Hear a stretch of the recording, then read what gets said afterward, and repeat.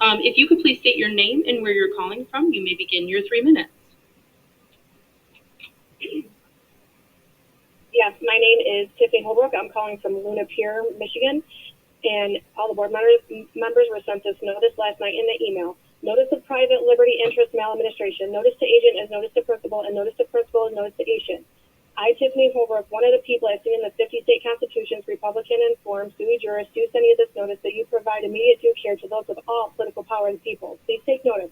The people have assembled and realized that Principal Debra McCain and Superintendent Kelli Tuller do not have constitutional authority to violate the liberty interests of the people, and they have, without my permission, subjected 2 of my children into taking the NWEA against my wishes. See evidence below. See attached evidence. Michigan Constitution, Article 1, Section 17. No person shall be compelled in any criminal case to be a witness against himself, nor be deprived of life, liberty, or property without due process of law. The right of all individuals, firms, corporations, and voluntary associations to fair and just treatment in the course of legislative and executive investigations and hearings shall not be infringed. Social Security Act 1935 11016B. Nothing in this act shall be construed as authorizing any federal official, agent, or representative in carrying out any of the provisions of this act to take charge of any child over the objection of either of their parents or such child, or of any person standing a local parentis to such child.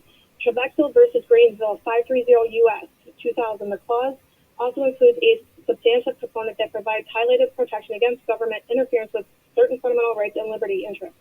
The liberty interest at issue in this case of the interest of parents in the care, custody, and control of their children is perhaps the oldest of the fundamental liberty interests recognized by this court. Maximum of law, individual liberties are antecedent to all government. Maximum of law, in the presence of the superior power, the inferior power ceases.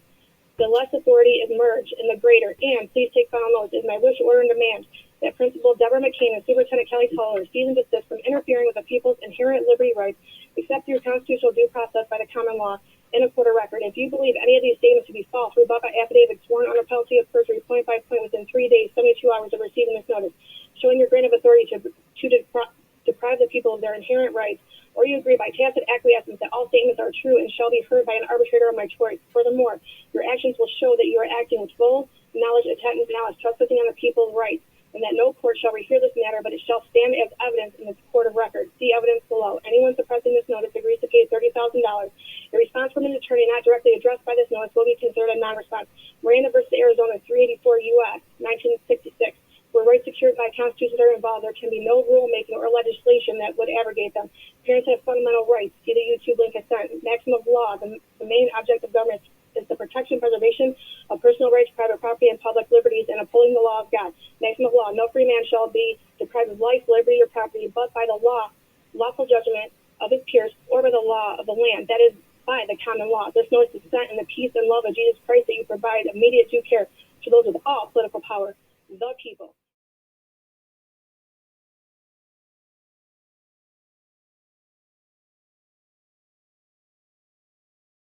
Ms. Snyder. We had someone call in today that it was very difficult to understand what it was that she was reading, but she had emailed us, a collective email about having difficulty opting out of standardized testing at the local level for her 2 kids. And so I want to just touch on that. Is this an accurate thing that's happened? Have we done any, digging in to understand what it is that she's stating the problem is, and what the solve is for it? Because she's reached out multiple times, and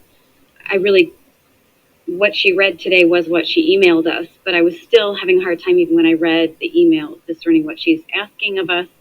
And I would just like to ask you, what is it that she's asking for? I know nothing more than what I heard today.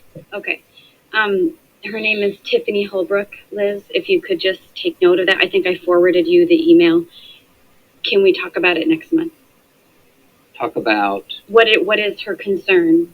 I believe her concern is she doesn't like tests, and she doesn't want her child to be subjected to them.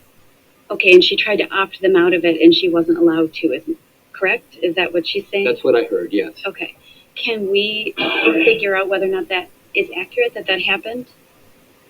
Because my understanding that parents have a right to opt their children out, correct? We can certainly figure that out, okay. Yes. Okay. So we can talk about it next month based on whatever I'm hoping Well, I think we your can findings probably are. figure this out before next month. Liz can Okay. inquire about the specifics of it. Okay, thank you. Other board members? Ms. Tilly, Dr. Pritchett.